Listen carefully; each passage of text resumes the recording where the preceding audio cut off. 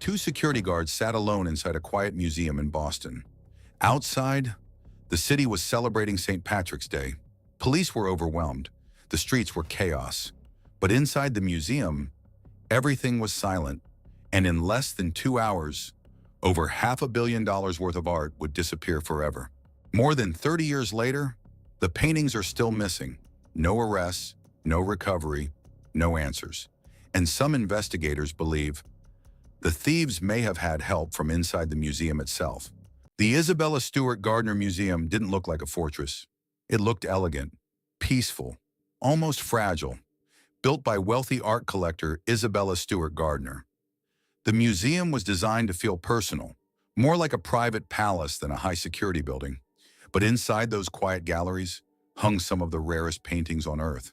Original masterpieces worth hundreds of millions of dollars. Paintings so famous, most people assume nobody would ever even try stealing them. Because how do you sell artwork the entire world instantly recognizes? But that confidence created a dangerous weakness. The museum's security system was outdated. The staffing was minimal. And during the night shift, only 2 guards watched the entire building. March 17, 1990, St. Patrick's Day in Boston. One of the busiest nights of the year. Thousands of people filled the streets. Police officers were busy responding to fights, disturbances, drunk drivers, chaos everywhere. And the thieves understood something important. If there was ever a perfect night to impersonate police officers, this was it. Inside the museum, 23-year-old security guard Rick Abath worked the front desk. The other guard was newer. Neither of them were armed. Neither of them expected anything unusual to happen. Then, at exactly 1:24 in the morning, the buzzer rang. Standing outside the museum were 2 men dressed as Boston police officers. They claimed they were responding to reports of a disturbance nearby. At first glance, everything looked normal.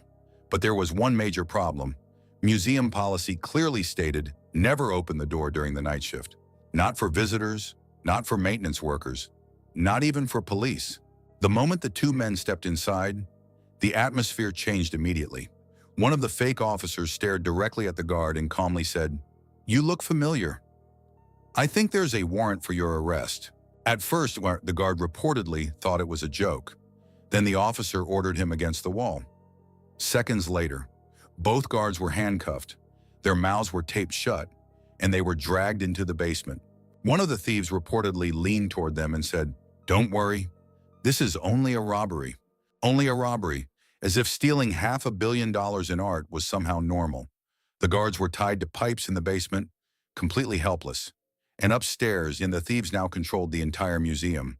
For the next 81 minutes, the thieves moved through the museum completely alone. No alarm stopped them, no police arrived, nobody interrupted them. And what they did inside the museum would confuse investigators for decades. The thieves entered the Dutch room first. Their target? Rembrandt's The Storm on the Sea of Galilee, the only seascape Rembrandt ever painted. Today, experts believe that painting alone could be worth hundreds of millions of dollars. And then the thieves did something shocking. Instead of carefully removing the painting from its frame, they took a knife and sliced the canvas directly out. Imagine that for a second. A masterpiece surviving centuries of history, wars, disasters, only to be violently cut apart in the dark by thieves pretending to be police officers. Then they stole another Rembrandt, then another.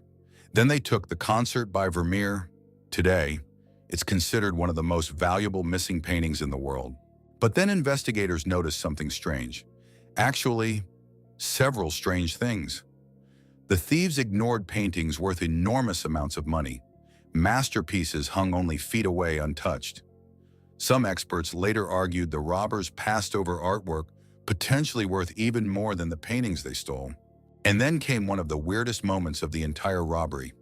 At one point, one of the thieves tried stealing a decorative bronze eagle from a Napoleonic flag, but somehow they couldn't remove it. So they simply gave up and moved on. That detail confused investigators badly. Professional art thieves usually know exactly what they're targeting. These men didn't behave like experts, which created a terrifying possibility. What if the men inside the museum weren't actually the masterminds? Almost immediately after the robbery, suspicion started focusing on one person, security guard Rick Abbott.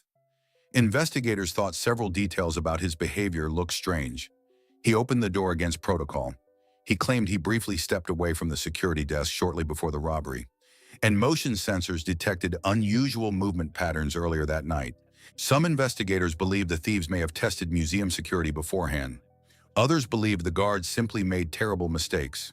But over time, questions around the guards became more serious.